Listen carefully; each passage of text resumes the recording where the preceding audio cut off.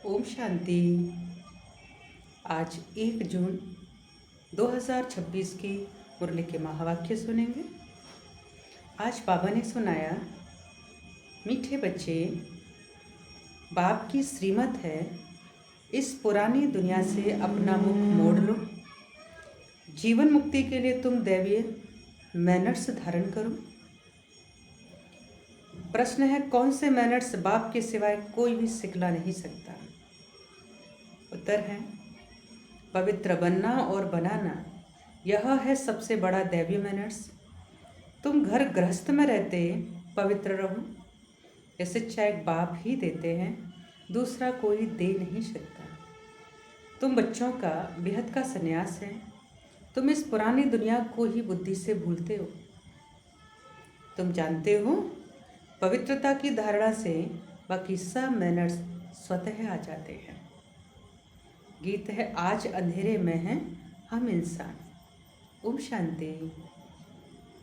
बच्चों ने गीत की एक लाइन सुनी, एक तरफ है सारी दुनिया भक्ति मार्ग वाले और दूसरी तरफ हो तुम बच्चे ज्ञान मार्ग वाले। वे भक्ति की सीढ़ी चढ़ते रहते हैं और तुम बच्चे फिर ज्ञान की सीढ़ी चढ़ते हो। भक्ति की सीढ़ी उतरते हैं।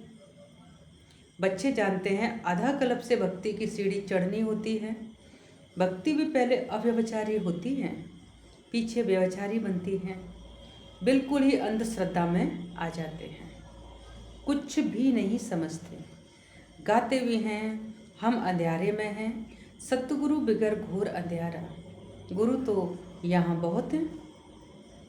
अब सच्चा गुरु कौन?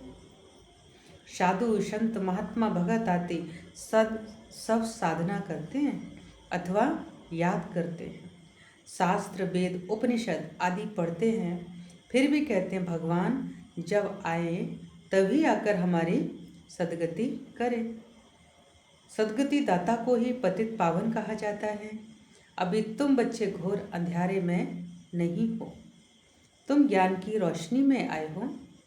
पतित पावन बाप को जानते हो और उनको याद करते हो। जितना जो बच्चा याद करता है और ज्ञान की धारणा करता है, उतना उसका अज्ञान अंधेरा विनाश हो जाता है। अब रोशनी में ले जाने वाला एक ही बाप है। ज्ञान अंजन सतगुरु दिया तो अज्ञान अंधेरा दूर हुआ। कोई सुरमा नहीं है, यह ज्ञान की बातें हैं। ज्ञान के साथ योग भी रहता है। जरूर जो मनुष्य भक्ति सिखलाते हैं तो उससे भी योग रहता है, कनेक्शन जुड़ा रहता है। तो बाबा कहते हैं जरूर जो मनुष्य भक्ति सिखलाते हैं तो उससे भी योग रहता है। अब तुम बच्चों का बुद्धि योग लगा हुआ है निराकार परमपिता परमात्मा के साथ। तुम्हारे में भी नंबरवार है और कोई मनुष्य मात्र का परमपिता परमात्मा सर्वशक्तिवान के साथ योग है ही नहीं, सिवाय तुम बच्चों के। तुमको बाप से और मुक्ति जीवन मुक्ति धाम से योग लगाना पड़ता है। जीवन मुक्ति के लिए दैवीय मैनर्स भी बहुत अच्छे चाहिए। इस समय तो सबके मैनर्स आसुरी हैं। परमपिता परमात्मा के भी गुण गाए जाते हैं ना। तो मनुष्य सृष्टि का बीज रूप है, सत्य है, चैतन्य है, आनंद का सागर, ज्ञान का सागर है, पवित्रता का सागर है, फॉर एवर, हमेशा। उनका यह पद अविनाशी है और कोई मनुष्य का यह अविनाशी पद हो न सके। भल अभी तुम ज्ञान का सागर, पवित्रता का सागर बनते हो, परंतु लिमिटेड बनते हो। बाबा कहते हैं मैं अनलिमिटेड हूँ। तुमको अनलिमिटेड बना नहीं सकता, नहीं तो फिर सृष्टि का खेल कैसे चले, 84 जन्म कैसे भोगेंगे। तुम फॉर एवर बन नहीं सकते। तुमको लिमिटेड बनाता हूँ। 21 जन्मों के लिए तुम बनते हो, 21 पीढ़ी भी लिखा हुआ है। तुम फॉर एवर बनो, यह ड्रामा में कायदा ही नहीं। मैं तो हूँ ही एवर प्योर, मैं रहता ही हूँ परम धाम में। मेरे पास ज्ञान पवित्रता आदि है ही है। बाबा कहते मेरे पास तो है ही है, तुम भूल जाते हो। तो इस समय बाप आकर बच्चों को घोर अंधेरे से निकाल ज्ञान और योग से पवित्र बनाते हैं, और कोई ऐसे कह न सके कि मैं परमधाम से आया हूँ। यह मुझे याद करो, यह मेरे महावाक्यों की कोई कॉपी नहीं कर सकता। मैं आता ही हूँ तुम बच्चों को 21 जन्म के लिए राजाओं का राजा बनाने। तो बनना चाहिए ना, बनेंगे भी वह जो कल पहले बने हैं। तुम जानते हो कितने बच्चे पवित्र बनते हैं, कितने अजामिल जैसे पापी बन जाते हैं, कितने अशुद्ध मैले बन जाते हैं। बाप को आकर मैले कपड़े साफ करना पड़ता है। आत्मा ही मैली बनती है और आत्मा को समझाते हैं तुमको माया ने कितना मैला बनाया है। सिर्फ एक इस जन्म की बात नहीं है, यह तो जन्म जन्मांतर की बात है। जो आत्मा को साफ करने के लिए लक्ष्य सौंप देता हूँ, लक्ष्य सौंप देता हूँ, मुझे याद करो तो तुम्हारी आत्मा जो बुझी हुई है वह इस योग से जग जाएगी। जितना जितना मुझ बाप को याद करेंगे, स्मृति दिलाते हैं तुमको हमने स्वर्ग में भेजा था। बाबा ने कहा तुमको हमने स्वर्ग में भेजा था, फिर माया ने मैला बना दिया। अब फिर मैं तुमको स्वर्ग का मालिक बनाने आया हूँ। मैं इस ब्रह्मा तन से शिक्षा दे रहा हूँ। आत्मा से बात करते हैं, हे बच्चे लौकिक बाप की विस्मृति करो, देह सहे देह के सब संबंधी भूलकर मुझ अपने बाप को याद करो, तो तुम्हारी आत्मा साफ होती जाएगी। फिर तुमको शरीर भी भविष्य में नया मिलेगा। फिर तत्व आदि सब नए सत्व प्रदान हो जाते हैं। बाप कहते हैं अब इस पुरानी दुनिया को भूलते जाओ, मुझे याद करो तो तुम मेरे पास आकर फिर स्वर्ग में जाएंगे। तो ये पुरानी दुनिया है, इसमें कोई चीज़ बनाते हैं तो उस पर नया नाम रख देते हैं, जैसे नई दिल्ली, पुरानी दिल्ली कहते हैं, परंतु दुनिया तो पुरानी है ना। अब तुम बच्चों को इस पुरानी दुनिया से बुद्धि योग बिल्कुल हट जाना चाहिए। हम आत्माओं का स्वीट होम व निर्वाण धाम है, वहाँ जाना है। अपने को आत्मा निश्चय करना पड़े। बाप कहते मुझे याद करो तो अंतमति सोगति हो जाएगी। मनुष्य जो अनेकों को याद करते हैं, कोई किसी गुरु को, कोई श्री कृष्ण को, श्री कृष्ण आदि कहाँ गए ये कोई नहीं जानते। यह नहीं समझते कि पुनर्जन्म में तो सबको आना है। यह रस्म रिवाज सृष्टि के आदि से चली आती है। सत्युग आदि में देवी देवताएं हैं, जरूर पुनर्जन्म वहाँ से ही शुरू हुआ होगा। तो पहले पहले है श्री कृष्ण, फर्स्ट पवित्र मनुष्य, उनकी महिमा जास्ती है। लक्ष्मी नारायण की इतनी नहीं है, क्योंकि बच्चे पवित्र शतो प्रधान होते हैं तो महिमा बच्चों की गाई जाती है। श्री कृष्ण की बहुत महिमा है, परंतु यह नहीं जानते कि कृष्णपुरी है कहाँ। वैकुंठ कहते भी हैं सत्युग को, फिर पता नहीं श्री कृष्ण को द्वापर में क्यों कह दिया। वही चीज़ दूसरे कोई नाम रूप देश में आ न सके, वही नाम रूप दूसरे जन्म में हो नहीं सकता। श्री कृष्ण तो सत्युग में था, तुम जानते हो। ये जगत अम्बा जगत पिता जाकर लक्ष्मी नारायण बनते हैं। सत्युग को कृष्णपुरी कहा जाता है, अब है कंसपुरी। तो यह सब आसुरी नाम है, वहाँ थे दैवी संप्रदाय और यहाँ है आसुरी संप्रदाय। तो बाप बैठ बच्चों को संगम पर समझाते हैं। वह है रचयिता और उनको कहा जाता है मनुष्य सृष्टि का 20 रूप। तो जरूर नई मनुष्य सृष्टि रचेंगे। तुम गाते भी हो बाबा आप पतित पावन हो, इस पतित सृष्टि को आकर पावन बनाओ। पावन सृष्टि रच पतित सृष्टि का विनाश कराओ। तो बरोबर ब्रह्मा द्वारा पावन सृष्टि रच शंकर द्वारा पतित सृष्टि का विनाश कराते हैं। और ये बातें और कोई नहीं जानते। बाबा कहते ये बातें और कोई नहीं जानते।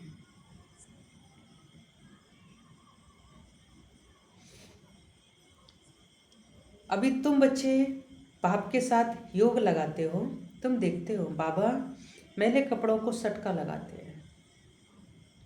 कोई तो फट जाते हैं, कोई टूट पड़ते हैं, कोई तो बहुत मैले अजामिल जैसे पापी हैं जो बिल्कुल धारणा नहीं होती है। बाप कितनी अच्छी बातें समझाते हैं। मीठे लाडले बच्चे, मुझ मोस्ट बिलबैड बाप को याद करो, मोस्ट बिलबैड सुखधाम को याद करो। यह भी तुम अब जानते हो, दुनिया में कोई को पता नहीं है, यह तो अब है अति दुखधाम। मनुष्य त्राही त्राही करते रहते हैं, एक दो को मारते रहते हैं, फिर कहते हैं भगवान रक्षा करो। यह जरूर मुख से निकलेगा, बाप तो लिबरेटर है, दुखों से छुड़ाने वाला है। तुम जानते हो बाप आए हैं हम बच्चों को इन पर्टिकुलर और सबको इन जनरल सुखधाम में ले चलने के लिए, विशेष हम बच्चों को, और बाबा कहता है इन जनरल, इन पर्टिकुलर और सबको इन जनरल सुखधाम में ले चलने के लिए। तुम बच्चों में भी नंबरवार है जिनको यह नशा है। यह पढ़ाई कोई कम नहीं, पढ़ाते भी देखो किसको है, अजामिल जैसी पाप आत्माओं को पढ़ाकर स्वर्ग का मालिक बना देते हैं। तमो प्रधान तो सब है, उनको सतो प्रधान दुनिया में ले जाना पड़ता है। बच्चों को बार बार समझाते हैं कि यहाँ दैवी गुण धारण करने, यहाँ तुमको एम ऑब्जेक्ट बुद्धि में है। यह पवित्रता के मैनर्स और कोई नहीं सिखाते। सन्यासी तो घर बार छुड़वाते हैं, यहाँ बाप कहते तुमको घर बार नहीं छोड़ना है ना, परिवार के बीच में रहना है, घर बार नहीं छोड़ना। तुमको तो इस पुरानी दुनिया को छोड़ना है बुद्धि से। वह है हद का सन्यास और यह है बेहद का सन्यास। उन सन्यासियों को भी कितना मान मिलता है, साधु समाज गवर्नमेंट को भी मत राय देते हैं। आगे चलकर ये सन्यासी आदि भी तुम माताओं के चरणों में गिरेंगे। माताओं बिगर उन्हों का उद्धार नहीं हो सकता, क्योंकि तुम नॉलेज देते हो, बाकी चरणों में गिरने की बात नहीं है। हाँ, कोई नमस्ते व राम राम करते हैं तो रेस्पॉन्ड तो देना होता है। बाबा भी कहते हैं बच्चे नमस्ते, मैं तुम बच्चों को अपने से भी ऊंच बनाता हूँ, तुमको ब्रह्मांड और सृष्टि दोनों का मालिक बनाता हूँ और मैं वानप्रस्थ में चला जाता हूँ। परंतु तुम्हें श्रीमत पर भी चलना पड़े, है बाबा कहता है परंतु तुम्हें श्रीमत पर भी चलना पड़े, इस पुरानी दुनिया से मुख मोड़ना पड़े। राम रावण और सीता का खिलौना है ना, सीता रावण को पीठ कर देती है, राम को मुंह कर देती है। श्री कृष्ण का भी चित्र है ना, बाबा कहते हैं वो खिलौने बनते हैं, तो राम को मुंह कर लेती हैं और रावण को पीठ कर देती है। श्री कृष्ण का भी चित्र है, नरक को लात मार रहा है ना, और स्वर्ग का गोला हाथ में है। तो बाप बहुत अच्छी रीति समझाते हैं, परंतु विरला व्यापारी ये व्यापार करे। बाप को अपना पुराना तन मन धन दे, नया ले, और ये बड़ा फर्स्ट क्लास इंश्योरेंस है, इसमें कोई गफलेबाजी भी नहीं है। बाबा कहता है ये बड़ा फर्स्ट क्लास इंश्योरेंस है। बाप कहे तुम अपनी आत्मा पवित्र बनाएंगे तो फिर शरीर भी पवित्र मिलेगा, फिर तुम स्वर्ग की राजाई करेंगे। इसीलिए उनको सौदागर जादूगर कहते हैं। पतित को पावन बनाना ये ईश्वरीय जादूगरी कहेंगे ना। बाप कहते हैं नरकवासियों को स्वर्गवासी बनाओ, कैसा फर्स्ट क्लास जादू है, इसमें प्राप्ति बहुत है। बाप कहते हैं राजाओं का राजा बनो, फॉलो करो। बाप बैठे हैं ना, यह अधर कुमार है, मम्मा कुंवारी कन्या है, तो फॉलो करना पड़े। बरसा बाप से मिलना है, तुम कहेंगे हम भाई बहन बाप से वर्षा लेते हैं। वैसे तो लौकिक रीति बहन को वर्षा नहीं मिलता, भाई को वर्षा मिलता है। यहाँ तो तुम सबको मिलना है, क्योंकि तुम सब आत्माएं हो, है ना। बाबा कहते हैं तुम सबको मेरे पास आना है, फिर तो यह भाई बहन का नाता भी टूट जाएगा। वहाँ है बाप और बच्चों का नाता। निर्वाण धाम में इसीलिए कहते हैं वी आर ऑल ब्रदर्स, हम सब आपस में भाई हैं। अगर ईश्वर को सर्वव्यापी कहे तो फिर फादरहुड हो जाता है। इस सर्वव्यापी के ज्ञान ने कितना नुकसान किया है। अब तुम बच्चों पास बाप की याद है। बाप को याद करने में ही मेहनत जाती है। ऐसे भी नहीं कि तुमको कोई निष्ठा में बैठाए, तुमको तो लक्ष्य मिला हुआ है। यहाँ तुम बाबा ने कहा यहाँ तो तुम मुरली सिर्फ बैठ सुनाते हो, योग तो तुम्हारा सदैव रहता है। मुरली सुना, फिर चलते फिरते याद में रहना है ना। हम यात्रा पर जा रहे हैं, जितना हो सके याद में रहना है। 8 घंटा सर्विस करो, वह भी छूट है, बाकी टाइम देना है। मूल बात है ही पवित्रता की। तुम जानते हो ये कांटों का फॉरेस्ट है, कांटों का जंगल है। एक दो को कांटे लगाते रहते हैं। दुनिया में मनुष्य एक दो को कांटे चुभोते रहते हैं, लगाते रहते हैं। अब बाबा कहते हैं श्रीमत पर चलो। शिव बाबा भी बात करते हैं, ब्रह्मा भी बात करते हैं, परंतु तुम जानते हो शिव बाबा हमको पढ़ाते हैं। तुम स्टूडेंट्स हो, तुम कहते हो वह हमारा बाप भी है, टीचर और सतगुरु भी है, और गारंटी करते हैं तुमको वापस ले जाऊंगा। भगवान कहते हैं मैं गारंटी करता हूँ तुमको वापस ले जाऊंगा। ऐसे कोई गारंटी कर न सके। ये बाप ही कहते हैं, गॉड फादर ही सुख देने वाला धर्म स्थापन करते हैं। उस बाप को कोई जानते नहीं है। अगर बाप को जाने तो बाप की प्रॉपर्टी भी जान जाए, है ना। तो बाबा कहते उस बाप को जानते ही नहीं है।